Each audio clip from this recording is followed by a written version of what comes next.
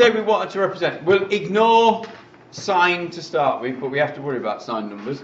So let's say we wanted to represent 1.25 on the computer.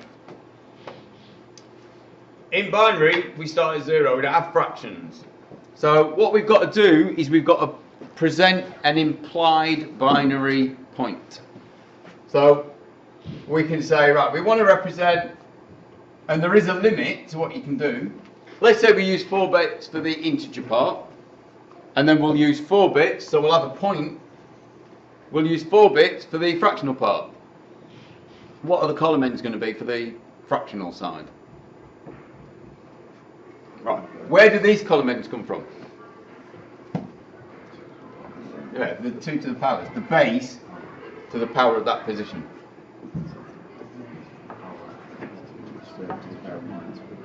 Oh, what am I doing? I've got totally mad there. 2 to the naught. No, I'm going mad. I'm going mad. It's alright, I'm just going mad. 2 to the naught. I wanted 4 bits, that was why I wrote from there. Just that. Now, so as we go up, the index goes up. If we go that way, the index goes down. So what's the index for the next column after the point? 2, 3, 4. Yeah.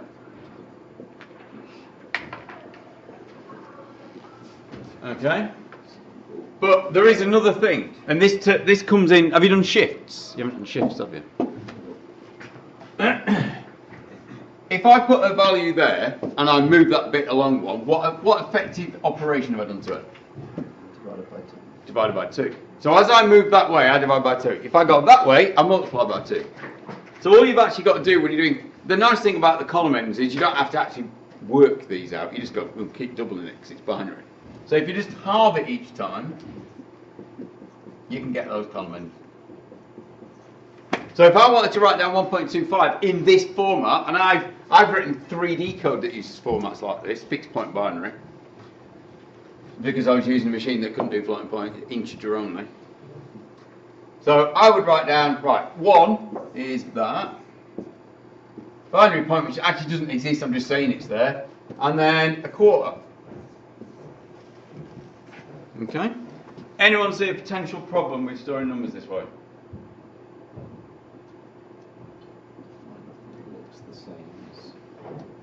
Oh, no, that's everything looks the same. You can process a picture as a Word document if you wanted to. Computers do a very bad job of it because it's not that sort of data, but it'll load it. Everything's noughts and ones, remember. It's only what we tell the computer.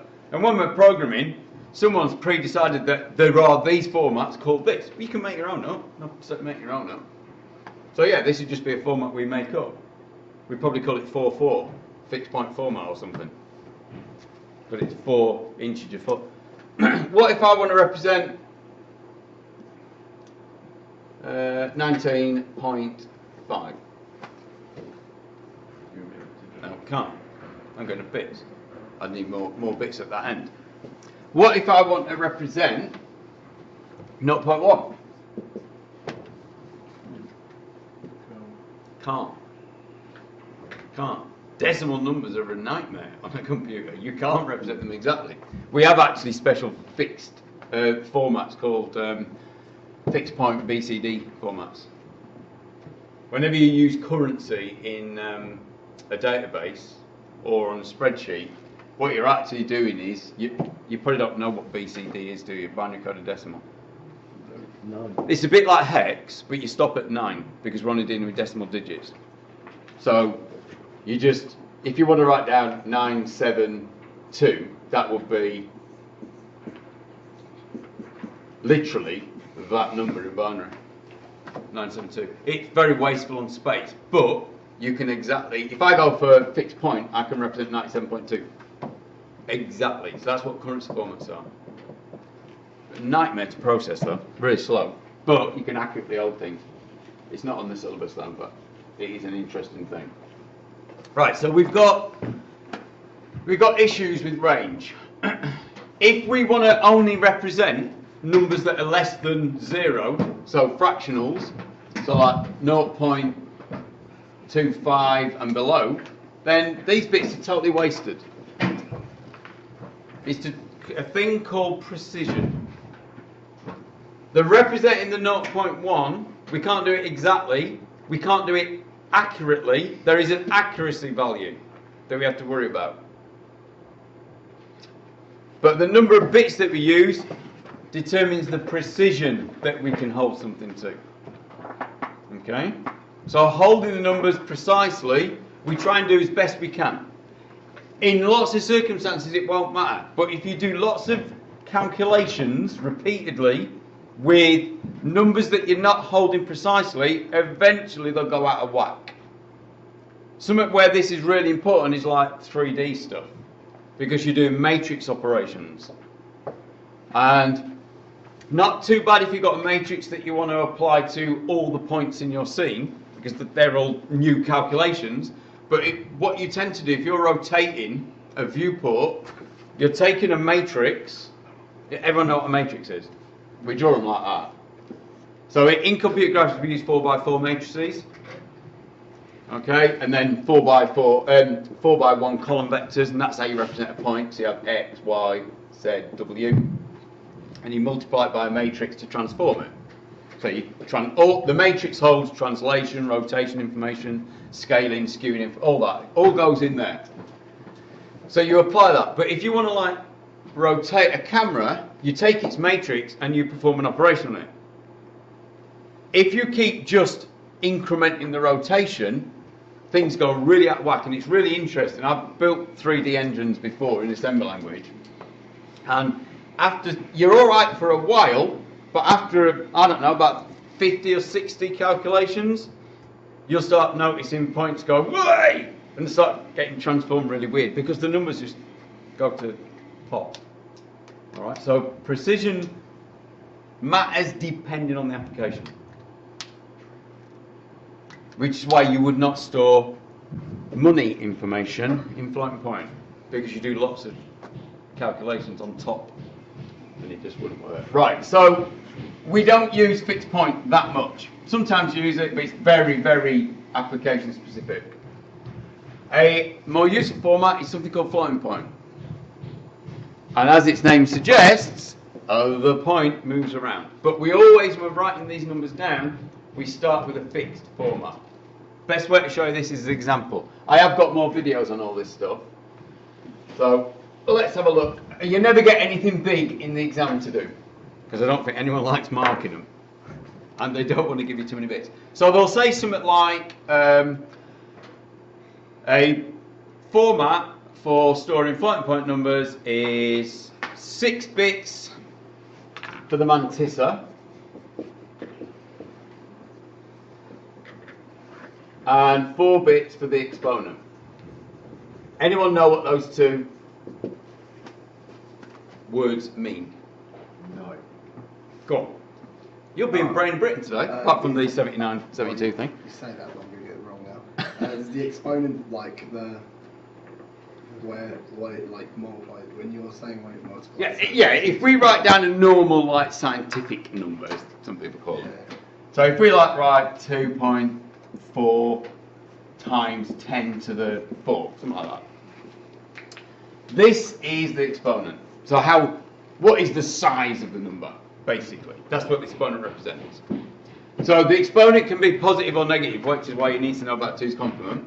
So it could be minus, but that means it's a small number. Or it could be 40, it's a big number. Big numbers sound like that. The Mantissa is this bit.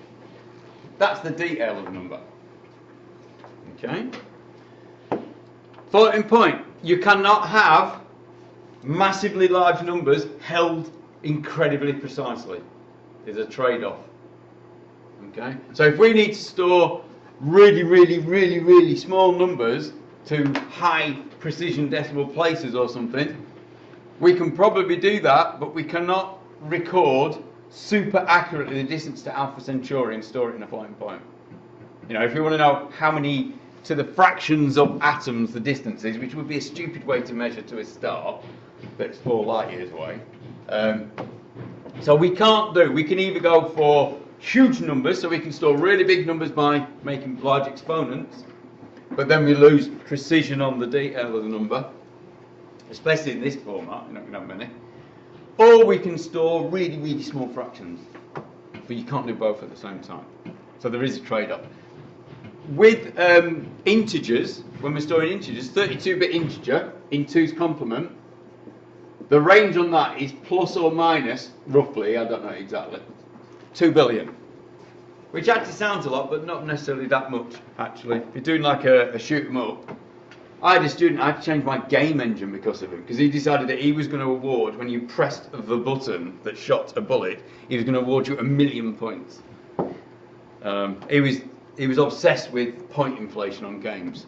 So like in the olden days, because they couldn't store much, you didn't get many, you got like 10 points for like killing the boss. And then we were playing a game called Gigawing, where you literally get billions of points for doing nothing. For like just like steering right or left with the thing. So he started to do that. And my game engine had set all the scoring system up, because I built a high score system that they could just use, for 32 bits. So I had to offer a 64-bit version. But if 64 bits isn't enough, you end up having to store integers in floating point, because the range gets bigger. Okay, so there is a range thing. Right, so you'll get things like this. They'll say, right, well, that's what you're going to aim your format for. And you'll get lots of potential for things to get clipped, not stored precisely. But that's not a problem. They might ask you to talk about that. Right, so your starting point is to put a binary point. And then they'll give you a number. So let's keep it positive. Let's do, I don't know, 3.75. So your first thing is, it's a positive number. And they will generally say that both of these are in 2's complement. Okay, so you need to think, right, I need enough columns so that I can write a signed bit of 0. So to represent 3, let's just make sure we've got enough. That should be enough. If I put my positive sign in, and then I say, right, well, what's 3? So 3 is that. So I start there. Now I want to do the 7.5. So I know I need a half, quarter. As you're working it out, it doesn't matter how many bits you use. I haven't used, there's 10 bits in total. I haven't used 10 bits, so I'm not worried about that. So I'm going to write down 7.5, so that's that. Okay? Right, so that's always the starting point. What we then need to do is we need to do a process. Now you might have heard of this name in databases. Normalized database. What do we mean by normalized database? No. It's got to follow 3 rules. No. There are loads more than 3, but No redundancy. what do you mean by that? No repetition of data. Yeah, no repetition. That's first normal form.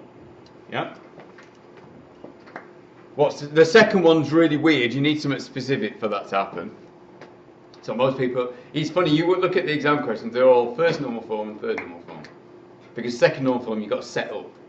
Second normal form is composite key dependency issues.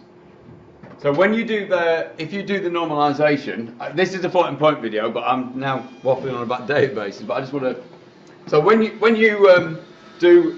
you split out, let's say you had like an invoice table, and you had like multiple items on your invoice, that's obviously repeating data. So like item, price, quantity, that sort of thing. So when you split your table up and you extract all that information that's repeating, you would have like invoice detail or something like this, you'd generate. And you'd have the invoice number, which would have been the key from the original thing. And you probably, what was repeating would be product number. And that would be a key. But what you do is the thing that was controlling the repeat, the thing that looks like a key, you build them together to make a composite key.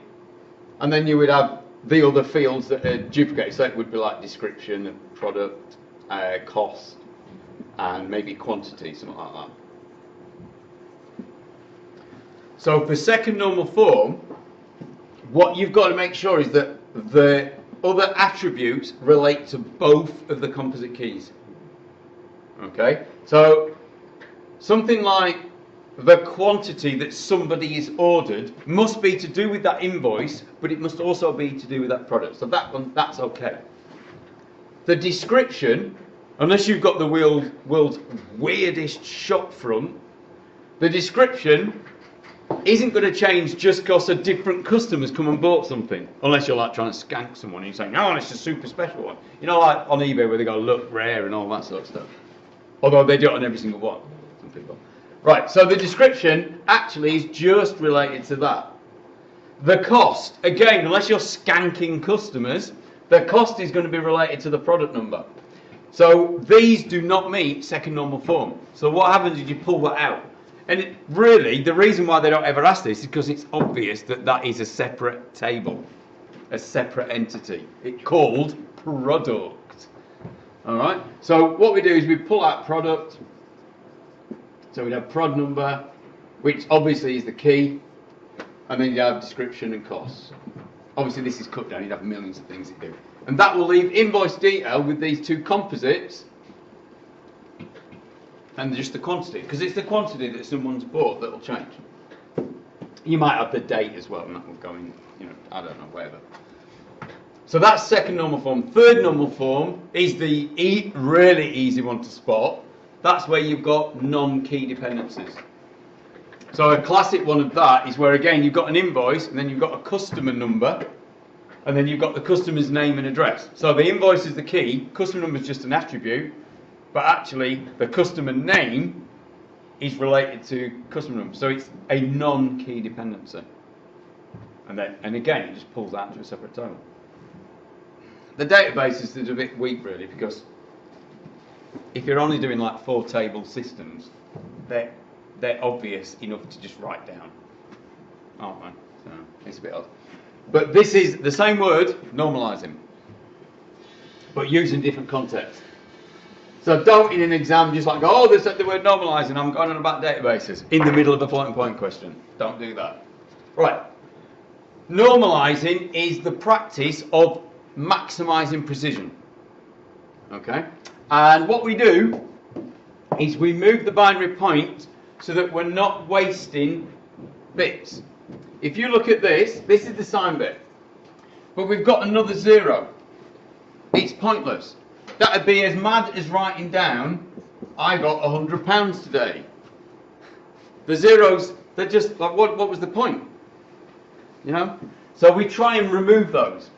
And it's a straightforward process. All you do is you take your fixed point and you move it to the last sign bit, working this way. So that's the sign bit, and effectively that's the sign bit.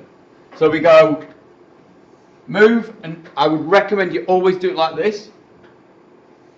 And you put an arrow, so you know when you look back at it, when you got distracted, that I've just moved the point.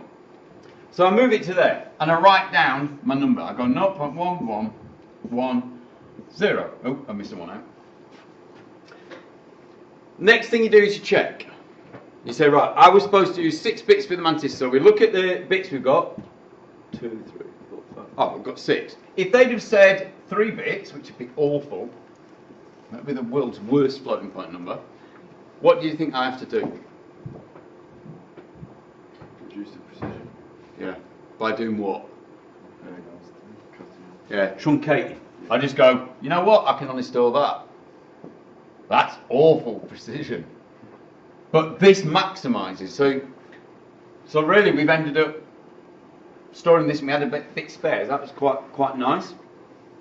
Right, so that will get you a mark.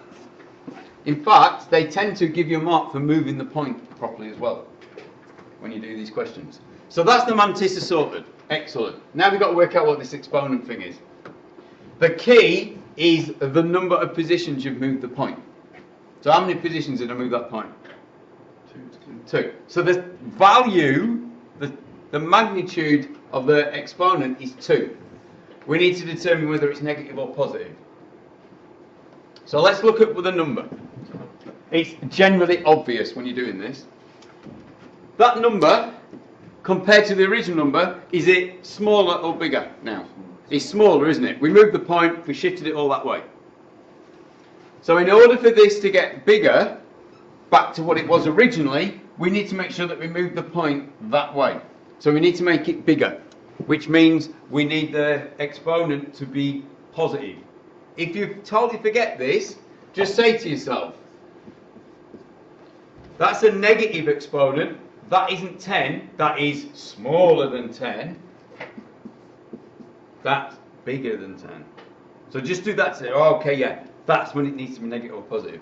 Now it's in 2's complement, so we've got to write down positive 2 in 4 bits. So that's easy. We do sine bit of 0, and that's your answer. Okay.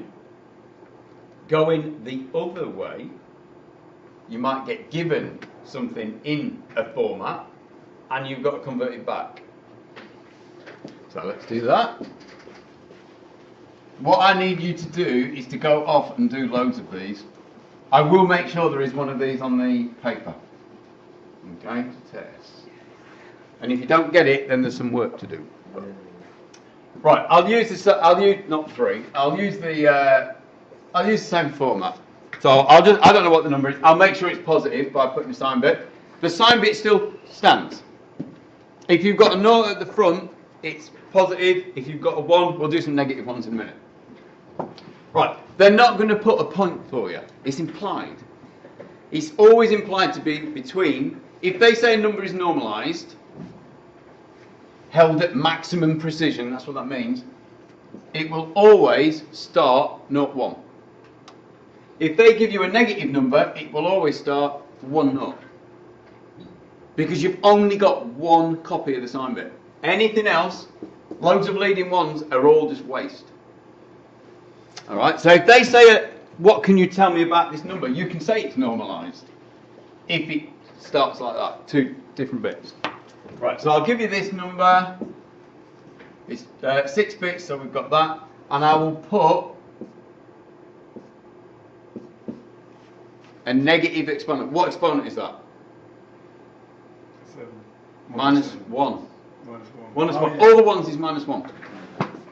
Doesn't matter how many. All the ones are minus 1 when it's 2's complement. Right, okay, so our first job, we're going to put the point in. But the next job, work out what the exponent is, because it's important. We need to know which way we're going. So we go, alright, our exponent minus 1. You generally get a mark for identifying. They're assuming that people are going to get totally lost on these questions. But yeah, work out the exponent. It's minus 1. Right, so I need to make this smaller. Yes. Which means, so if I just whack a load of, I won't put the column names on yet, but if I move this way, that will make that number smaller, will it not? Right, I haven't got any more zeros, so I'm just going to whack some zeros on there. It's minus 1, so I go 1 place. So the number I've actually got is 0.0110. Once I've got it in the correct place, unnormalised, I can put column headings on. So we've got, obviously it's not got any integer component, or it has, but it's 0. So quarter, eighth, 16th, 32th, 64th. What number is it?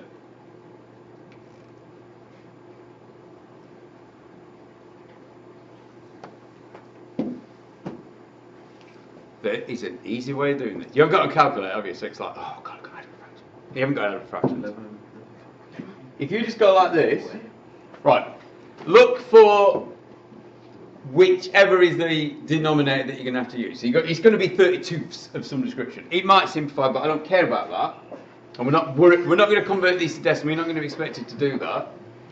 If you go to yourself, right, okay, that's the denominator I'm going to use. So that's the 1, 2, 4, and 8. Just add them up. So it's 8 and 2, so it's 11 32ths. That's the easy way of doing it. You're not expected to convert it to, I won't expect anyone to convert that to a decimal. Just leave it as a fraction. Okay? Don't let go be heroic, because that ain't going to do you any favours. Right, so that's positives. Ooh. Now we've got to do negative ones that involve 2's complement. The process is identical. So let's write down, let's give you an easy one to do, minus 1.5. Two's complement. I can't write down minus 1.5, so I'm going to write down positive 1.5 and then do two's complement then. And that's not me. Right, so I'm going to put a binary point, enough columns so that I can actually put a sign bit in. So a sign bit is 0, so 1 is going to be that, and then I'm not going to go mad, I'm just going to put what I need. So half, I just need that and that. So that is plus 1.5. Now, it doesn't matter when you do this. I can do two's complement now, or I can shift the binary point and do two's complement after. It doesn't matter. I'll just do the two's complement now. So I'm just, you ignore, that's just implied. It is just a binary number. So I'm going to flip till I get to that last one and then stop. So I'm going to go flip, flip, flip, flip, flip. Okay, so that is now my fixed point representation of minus 1.5. But now I've got to normalise it. So I'm looking for the sign bit and I'm looking for the last sign bit. So where it goes, because it's negative, I'm looking for 1 0. So I'll say, right, oh, actually it's one position, just goes there. Once I've got that, I can write down my bit pattern for my Mantissa. So I've got 1.0. 1, 0. Now I was told to do 6 bits. If you're told to do 6 bits, you can't have floating bits. So what are we going to pad them with? Zeros.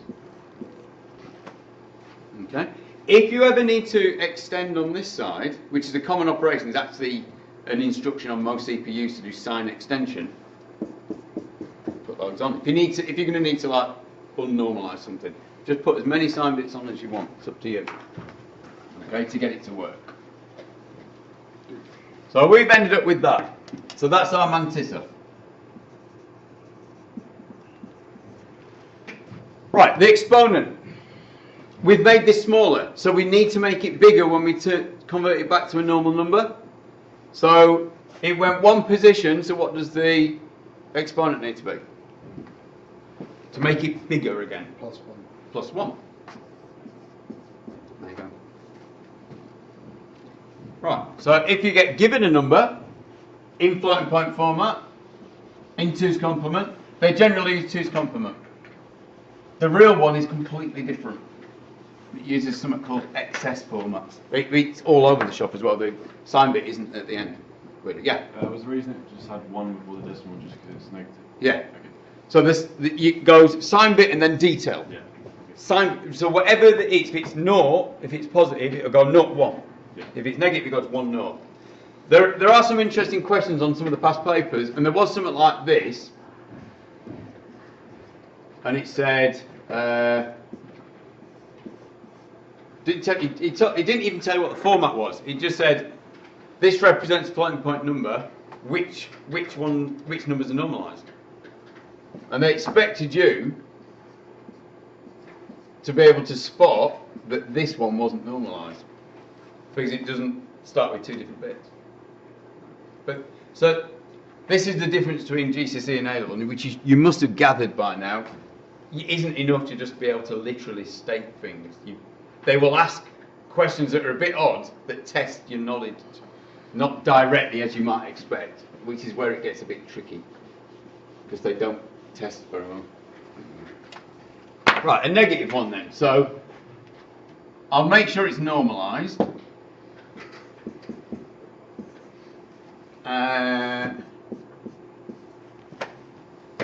So I've got my binary point already in. So my first step really is to look at the exponent. I look at the exponent, I say, oh God, it's negative. I know it's negative, so I'm going to write down minus. But I need to know what it is. So I need to flip and add. So that's going to be... And these small... The nice thing about the exponents is they're so small that you can do the flip and add in your head and you can see it was 2. So it's minus 2.